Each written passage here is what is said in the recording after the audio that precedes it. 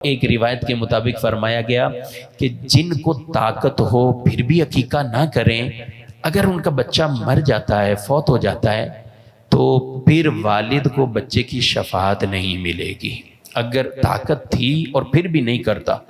تو یہ ہمیں ضرور اس طرف پہلو یہ بھی سوچنا چاہیے۔ بعض کا آدمی کہتا ہے کوئی زیادہ ضروری امر جو ہے وہ نہیں ہے، ٹھیک ہے، فرض و واجب میں ہم بھی نہیں کہہ رہے، لیکن یہ ساتھ ایک ڈرنا بھی چاہیے کہ روایت کے مطابق یہ فرمایا گیا، ہاں طاقت نہیں تھی تو ان کے اوپر کوئی کسی طرح کا وہ گناہ نہیں۔ اچھا، کچھ لوگ کہتے ہیں عقیقے کا اب ہم اہتمام کر نہیں سکتے، ہال بک کروائیں، یہ کریں، سب کو دعوت دیں، تو بھئی آپ اکیلے میں کر لیں، گھر میں ہی کر لیں، آپ کہیں سے آپ